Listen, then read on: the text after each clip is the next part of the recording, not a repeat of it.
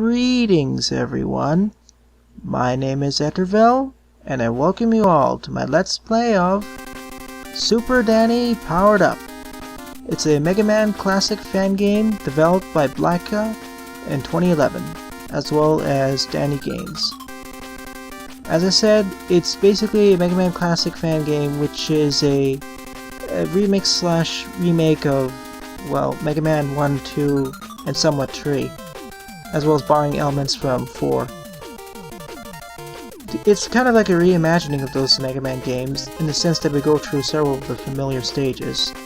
The 8 Robot Master stages, as well as the Wily castles and whatnot, and going through them in a new fashion, with a new protagonist, this being Danny.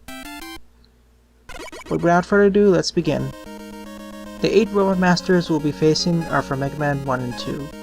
Those are Electman, Bubbleman, Cupman, Quickman, Iceman, Crashman, Fireman, and Metalman. I'll be starting off with Crashman, though personally I don't think that was such a good idea. As I was saying, it's kind of reimagining in the sense that several of the Robot Master stages are the same as before, but they have some slight alterations here and there in order to make it a little bit different. Like in this case, the first 2 segments of Crashman stage are the same as before, but beginning from here it's a little bit different. I can't really collect that item as I can't get a running jump. For example, this segment wasn't there in the original game. As for how Danny himself controls, he basically has Mega Man 3 physics. He has the Buster Shot, he can jump, but he can also slide, which is really useful against several of the bosses. Also there's this segment, which was never in the original Crashman stage, with all these Cannon Joes as well as Potons. The Potons weren't actually in this Mega Man 2, they were in fact from Mega Man 3, and the Cannon Joes never came until Mega Man 6, if I recall correctly.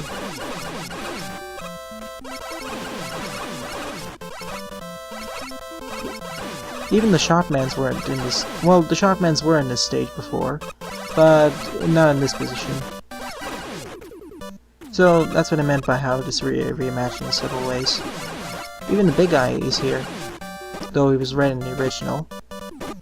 When I say reimagining, I mean it's like this. Several of the stages are the same as before, but their level designs are different. Even though the boss patterns are about the same, there are some changes because of how the coding was done a little bit differently, and because of different physics, and sometimes the battlegrounds are a little bit different, which makes them a little bit generally more difficult to fight than the original. For one, I feel like unlike the original games of Mega Man 1 and 2, bosses take more hits to kill, and being a little bit more smart and less AI locked, they're more difficult to take care of.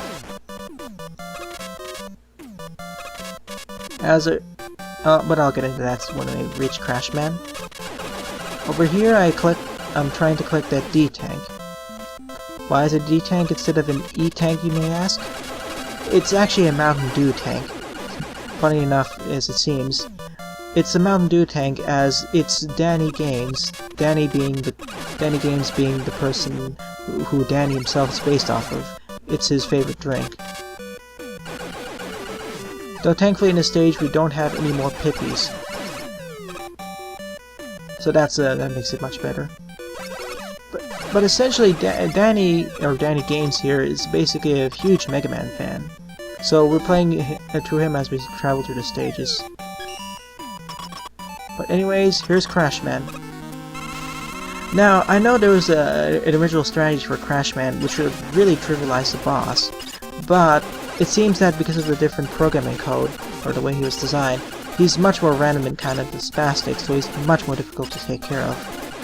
And because if you get hit by the explosion, or ram into him, but mainly the explosion of getting hit by the crash bomb itself directly, it does a ton of damage, which means you can get killed quite easily. And because your normal pellet shots only do one point of damage to him, it makes him really difficult to take care of. That's why I don't suggest going after him first, especially without his weakness. There's an achievement for actually completing him while using the Buster only. At this point I thought I was gonna die like the last 24 times that I attempted this stage, but I decided to risk it, and somehow I got through it. Really, the same strategies in Mega Man 2 sort of apply, it's just that you can't really use a trivial strategy. Just make sure to shoot just as he falls down, and if you want to just shoot when he's walking after a short while, just jump up a little bit so he'll hit it when he's jumping up or falling down. And be really cautious. There's also the fact that Danny controls a little bit, how should I say this, a little sluggishly. Not really sluggishly, but a little bit less responsive. The reason being for this is that, well, you may not be able to see it in this video, is that Super Danny powered up runs at 30 frames per second. This is a problem as the original Mega Man fan games ran at 60 frames per second. Because of this, now we have less reaction time to react to these bosses. It's not too much of a problem with most enemies, but with bosses, it can become a real hassle and really annoying path. But with that, we defeated Crashman. The other unique feature of this game, other than the reimagined levels, is that we actually obtained cross fusions. Yeah, the idea was taken from Mega Man Battle from the Mega Man Battle Network anime, Mega Man Axis, I believe. With that, you can basically turn into the Robot Masters themselves and get some of their abilities, as well as characteristics. So in this case, I was able to turn into Crashman, and gain his ability to throw crash bombs. This ability of cross fusion was really improved in the sequel to this game, Super Danny 2. Anyways, here's Quickman's stage. And funny enough, unlike the original Mega Man 2, I suggest that you go to Quickman's stage first. Even with all these force beams and quick movements you have to do, it's actually not that bad to take care of using the Buster only.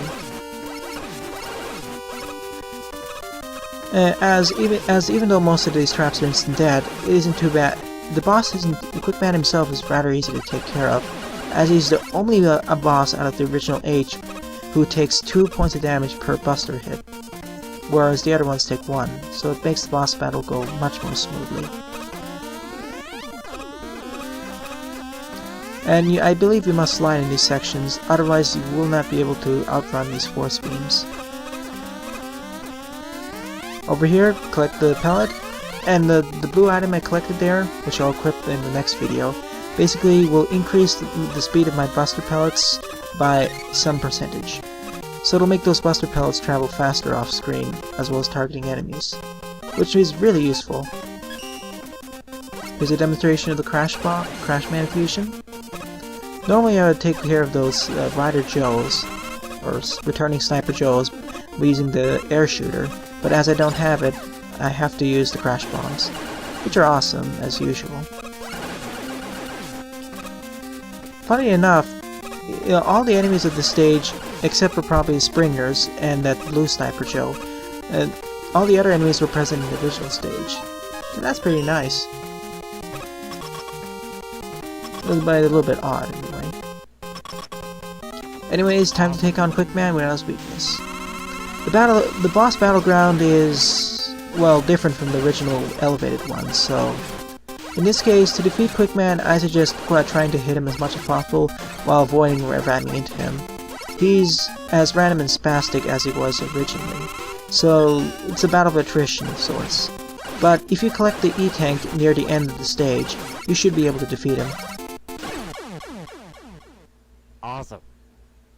But with that, Quickman's down. I suggest going after him first, as his fusion is very useful.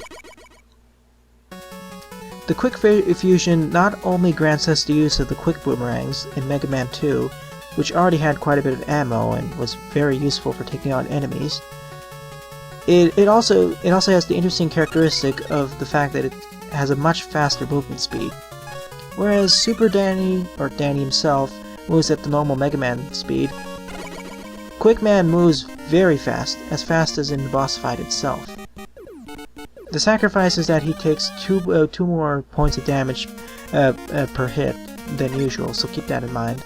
He's the most fragile out of all the Robot Masters, so be cautious.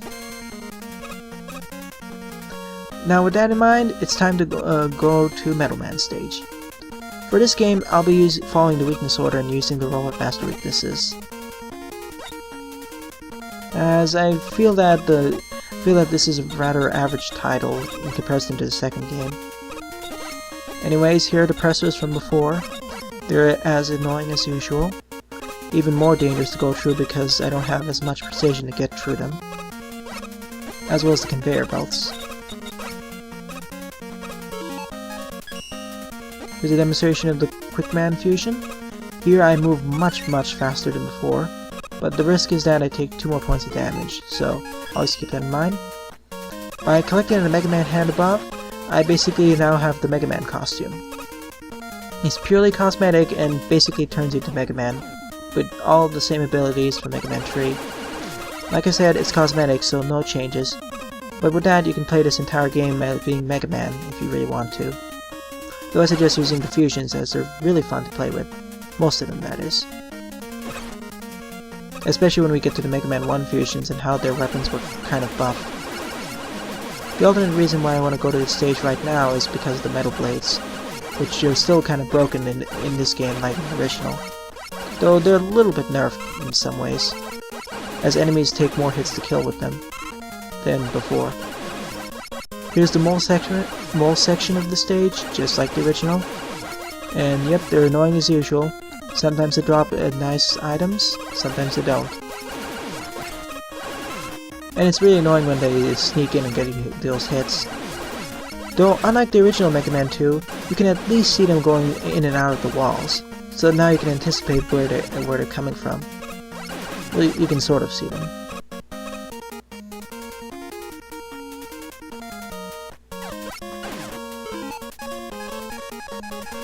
And of course, the Metals are as annoying as usual in the previous Mega Man game.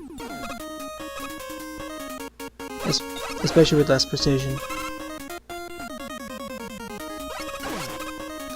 Funny enough, the only enemies I can see that weren't in the original Mega Man 2 stage are the Hammer Joes here, which were from Mega Man 3, and the Big Eye, which we'll be facing later. Personally, I would say the stages have been changed 30 to 50%. But it's not a blight against the game, but comparing it to its sequel, it's a little bit substandard. But it's like playing Mega Man 2 again, this time with better movement, especially with Quickman trivializing that section.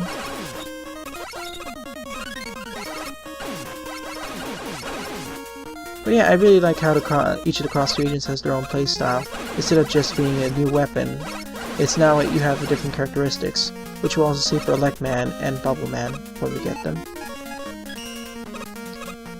Now, I could collect that Dew Tank using Quickman, but I really don't want to do it because I usually get hit by the ceiling and fall to my death. Note to collect those question mark tanks, you must have someone who can jump higher. Those are Elect Man and Quickman, so that's pretty nice. Like that earlier item I missed in Crashman, I need Quickman or Elect Man to get it, which I'll be getting much later. Anyways, here's Metal Man. Now, Metal Man's weakness is definitely not the Quick Boomerang, but it has 2 points of damage towards him, and because I can spam it so much, it's pretty awesome for taking him out quickly. In fact, the Quick Boomerangs are his tertiary weakness. Be really cautious while doing this though, as even though you can rapid fire the Quick Boomerangs at him, because the Quickman takes 2 extra points of damage per hit, you can really easily be creamed by him. As I almost was there. But with that, I get the Metal Fusion. It has average walking speed, sliding, basically Mega Man 3 physics, plus the usage of the awesome metal blades. So yep, we're all set. We have, I would say, one of the 2 most useful fusions, and in the next part we'll hopefully be getting the next one as well. Anyways, thanks for watching viewers, and have a nice day. Doodles!